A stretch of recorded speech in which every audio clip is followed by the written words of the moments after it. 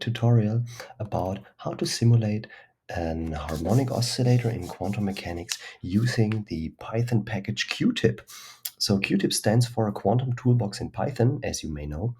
And first, we start by importing all the necessary modules from Python. Here I'm using Python 3.10.8. So from QuTiP, we import basically all the functions. Then, as usually in data science or in scientific computing, we import NumPy. And of course, for plotting later on, we need to import matplotlib. For nice, let's say a nice representation of our operators and matrices, I use the IPython display functionalities where I import display and display LaTeX. So let us think about the dimension of our harmonic oscillator. Of course, it may be for a parabolic potential, it may be infinite dimensional, but here in this case, we are only going to have a look at n equals 5. So that means we have the number state 0, 1, 2, 3, 4, 5.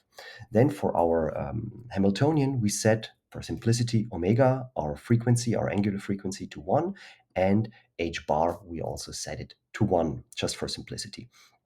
So first of all, we have to define the operators. And we start with the annihilation operator, which is implemented into QuTiP just as the destroy operator with its dimensionality. So it is basically a matrix representation of this destroy, this annihilation operator.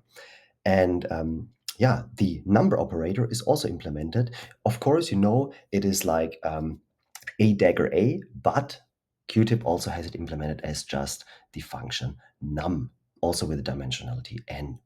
Our Hamiltonian or our Hamilton operator is defined as omega times h bar times a dagger a plus 1/2. And we set the initial state, psi 0, as just the basis of our dimensionality, n, so here it is 5, and we say it should be in the number state 0. And now let's have a look at all the matrices. So we can do this by just say display from the nice representation IPython function I imported, and I let it display a, n, h, and psi 0. So if we do that, so for a, we see it is basically a matrix which has the first columns all 0, and then it starts with 1, square root of 2, square root of 3, square root of 4, and if the dimensionality would be more, it goes on and on as we know it from the harmonic oscillator. The quantum object has dimensions 5 by 5, so the shape is also 5 by 5. The type is operator, and it is kind of diagonal. Not diagonal on the main diagonal, but on the one which is above. And it's not Hermitian, because otherwise a dagger would be a, and this is definitely not the case. For the for the number operator, you see here, it is basically a matrix which is diagonal and also Hermitian, and it only has the numbers on the diagonal 0, 1, 2, 3, 4. Let's have a look at the Hamilton operator. The Hamiltonian, which is very nice here in this representation, is also just a diagonal operator, which is Hermitian and has the energy eigenvalues just on the diagonal from 0.5, 1.5, 2.5, and so on and so on.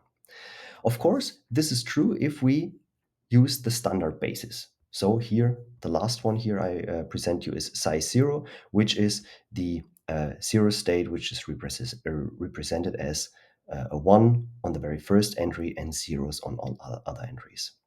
And if we now apply this Hamilton operator onto our initial state, we get, of course, the first eigenvalue with the energy as the first entry.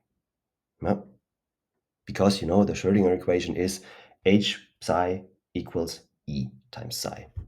So if we apply the Hamilton operator onto an eigenstate, we get just a multiple of this eigenvalue. And if we factor out the 0.5, we have the very same eigenvector again.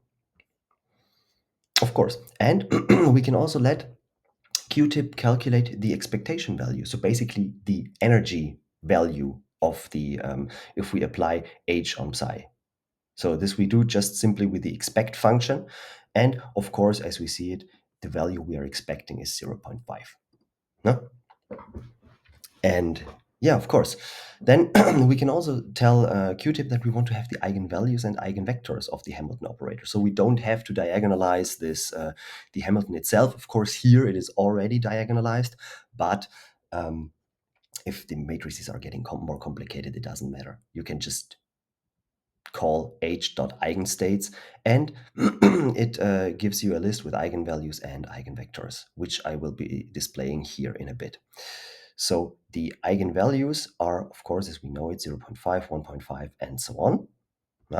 And the eigenvectors, I let it display in a pretty form, and you see here it's the standard canonical basis with n equals 5. So from 1 in the first entry, 0 to the others, to 0 every entry except the last one. And you see also here the type is a type ket, and the shape is, of course, 5.1. Yeah.